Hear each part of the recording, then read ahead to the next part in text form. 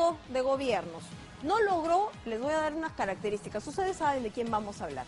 No logró ni gobernar una semana, fueron 5 días. Sin embargo, a quien vemos en imágenes, el ex parlamentario Manuel Merino, ha solicitado al Congreso que se le otorgue la pensión vitalicia, porque según señala el ex parlamentario, él fue presidente de la República. La suma exigida es de 15.600 soles, la misma que corresponde a un parlamentario en funciones. Quien también ha solicitado este beneficio fue el expresidente de Transición, Francisco Sagasti, a través de un oficio enviado también al Congreso para que se le otorgue dicho monto. Esto, por supuesto, genera críticas, pero lo más importante es responder a la pregunta, porque esto responde a una ley y responde a la Constitución. Y para resolver finalmente este debate, si se les corresponde dar esta pensión, tenemos enlazado en la línea al abogado constitucionalista Omar Cairo, con quien vamos a hablar de este tema. Doctor Cairo, buenas noches, bienvenido. Claudia, buenas noches. Bien, partamos de esta pregunta. ¿Les corresponde constitucionalmente este beneficio tanto al señor Merino de Lama como al señor Francisco Sagasti? Empecemos por el caso del señor Merino. La ley establece que esta pensión les corresponde a los presidentes constitucionales y el señor Merino ha sido un presidente de facto. Y esto porque él accede a través de una declaración de vacancia por incapacidad moral de Vizcarra. Y él mismo, en su libro El verdadero golpe, explica que tal incapacidad moral no hubo y que lo que hubo fue una destitución por una reacción política. Él dice, cuando el presidente Vizcarra acude al Pleno, cita la noticia de la denuncia contra 68 parlamentarios y la reacción de los parlamentarios fue vacarlo por 105 votos. Y después se comentaba en el Parlamento de la forma como Vizcarra había pechado al Congreso y cómo el Congreso en respuesta lo vacó. Entonces, Vizcarra fue destituido por pechar al Congreso.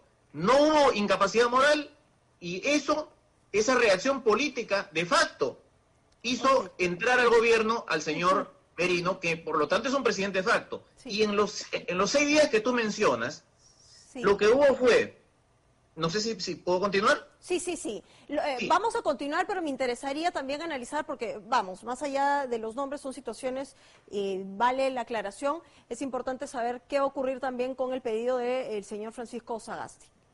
Sí, claro, lo que ocurre, en primer lugar, lo que le decía Claudia, es que el señor Merino es un presidente de facto por declaración propia, admisión propia. En su libro él dice que a Vizcarra lo sacaron no por incapacidad moral, sino por una pechada en respuesta que él aludió a una denuncia contra 68 parlamentarios. Entonces, los 6 días que él estuvo en el Palacio, que tuvieron solo un día efectivo de gobierno, porque el primer día nombra al primer ministro, el segundo asume el gabinete y el viernes, lamentablemente, se produce la represión, 2 asesinatos y muchos heridos. Sí. El sábado se le llama, una radio lo llama a su primer ministro, no lo encuentra, el primer ministro no lo encuentra al presidente y al día siguiente renuncia. Entonces, una pensión vitalicia para un presidente de facto con ese protagonismo es realmente de una obscenidad desmesurada. Sí. Lo de Sagasti. Sagasti ingresa al gobierno como una solución política al golpe de Estado. Exacto. E ingresa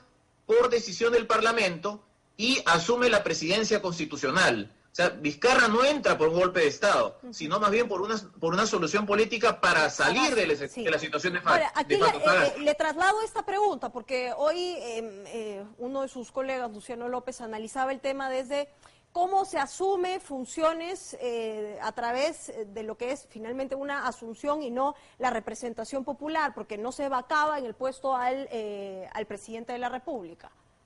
¿Cuál es esa lectura? ¿Es válida? No, yo creo que no, porque la ley no hace distinciones.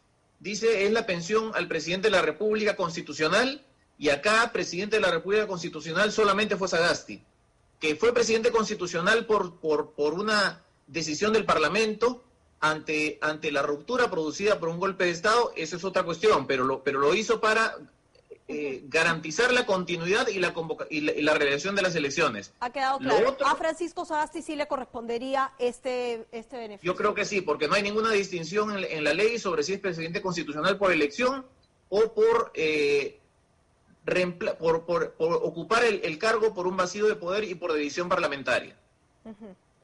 Ok, en todo caso, solo para cerrar este tema, sería importante tener este suerte de agregados y situaciones que finalmente se dan dentro del escenario político y que atentan contra la democracia y que luego estamos ante la discusión y ante, de verdad, asombrarnos si al presidente de facto de 5 días le va a tocar ese beneficio.